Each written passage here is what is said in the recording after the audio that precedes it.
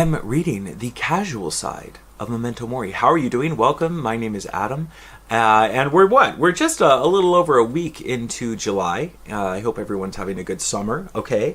And I wanted to make a reminder that July is the second month of the Memento Mori Book to Film Club. It's a club where every month we read a book, watch a film adaptation of that book, and then come back here on the last Thursday of every month to talk about it, okay? And the choice for July is Children of Men, okay? The Children of Men, the book by P.D. James, first published in 1992, and the film adapted by Alfonso Cuarón in 2006. And I'll put a link down below to the introduction video for the Book to Film Club, where I go over, all the details of the club, and also give the complete list of all the books and films that we will be reading and watching over the next year. In that video, I mentioned Children of Men and how it is, in my opinion, the most accessible film on the list, for sure. It's a dystopian action thriller. Accessible, at least in regards to the film. This will be my first time reading the book.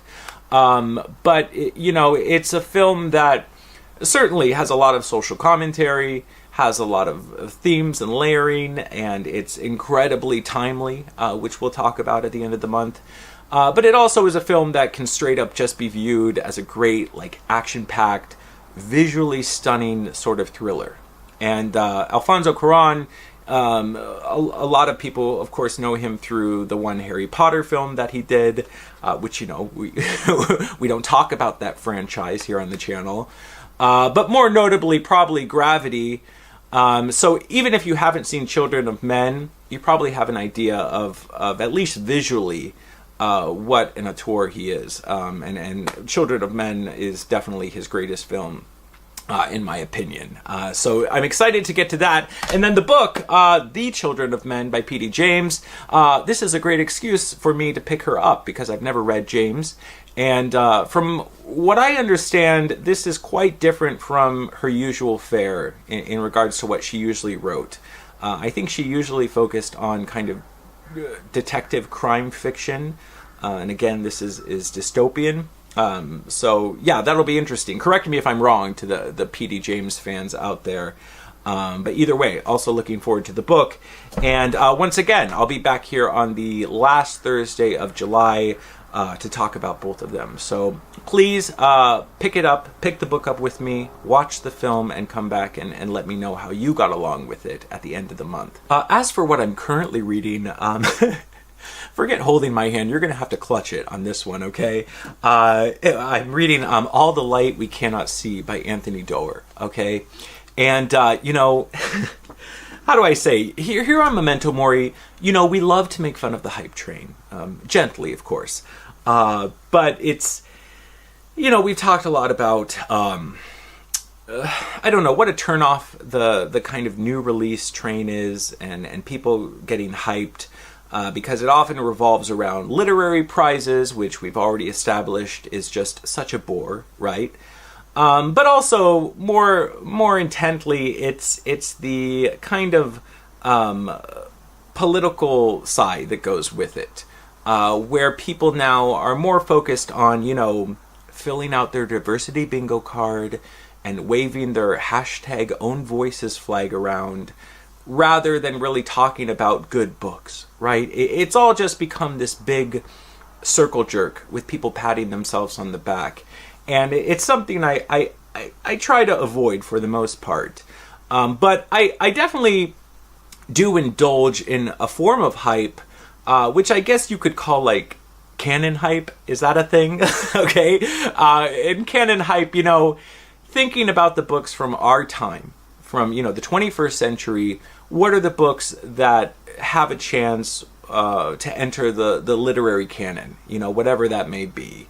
What are the books that will still be read 10 years from now, 50 years from now, 100 years from now, and so on. What are the books that after that initial bubble of hype happens and the dust clears, what are the books that will still have legs that will carry them into the hands of future readers. And what does carry them can be a multitude of things. Of course, the most stable being books that enter the curriculum of schools and universities, right? That's definitely the most dependent way to get yourself into the canon. But certainly also general popularity can carry a book, a long way. And what is, in the canon or belongs in the canon or doesn't belong in the canon is, of course, endlessly debatable, and it's always shifting.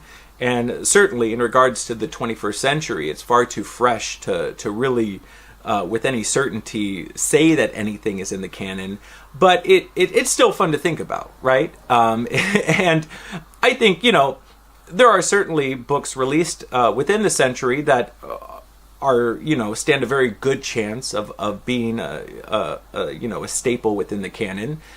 For example, The Road by Cormac McCarthy. No matter how you feel about that book, I don't think there's any doubt that it's going to ease, right into the 22nd century. No doubt. I think Gilead by Marilyn Robinson is another safe bet. There's quite a few. Maybe that's another video. But again, it's all just speculation because nothing is set in stone, right? And books can leave the canon just as easily as they enter.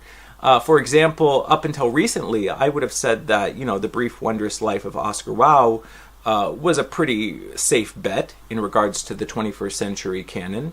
But after his recent, personal drama, I could easily see both, Junot Diaz and that novel just kind of fading into obscurity. So who knows? And again, nothing is set in stone, and only time can really show what books will live, within the canon.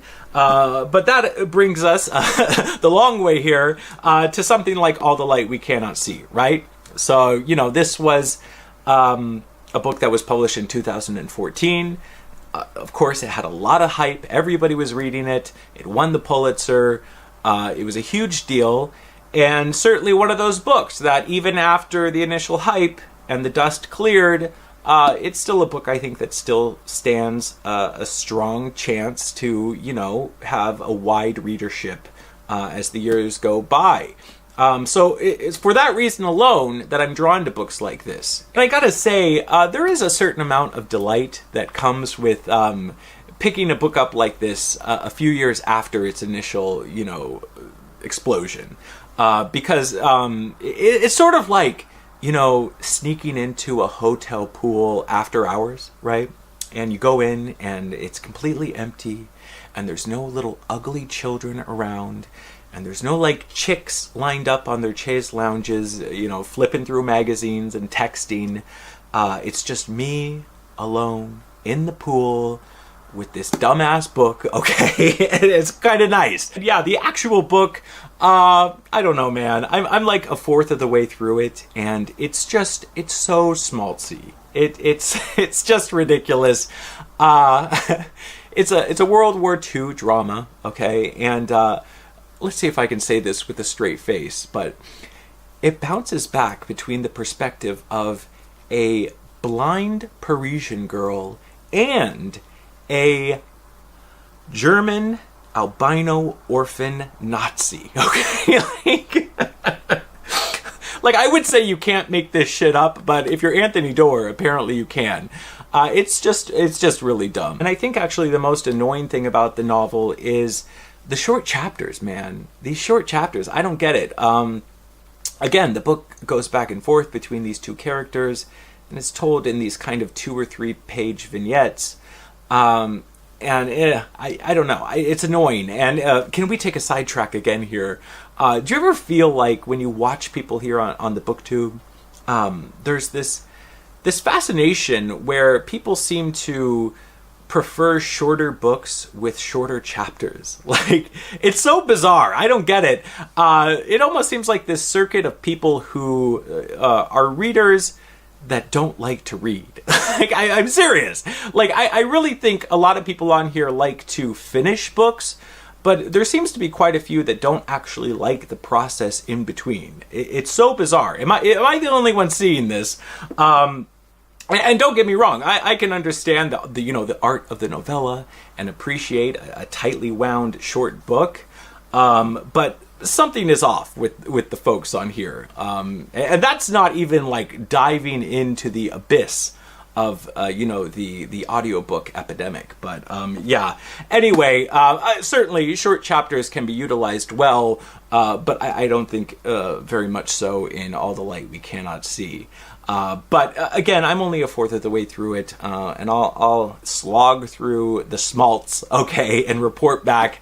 And as for it entering the canon, certainly it's a contender. I guess the question with this book would be, does the canon have room for one more syrupy World War II drama? So I don't know, but yeah, we'll see. Anthony Doerr. That's all I have for you today. Thank you for watching. Down below, please let me know, number one, will you be joining me for the Book to Film Club? Will you be reading and or watching Children of Men with me?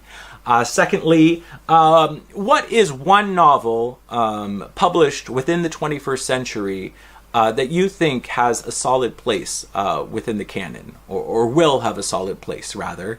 And then finally, to all you readers out there, do you like to read? Like, we should not have to ask this question, but I think it warrants it. Do you like to read? Let me know down below, and I'll talk to you later.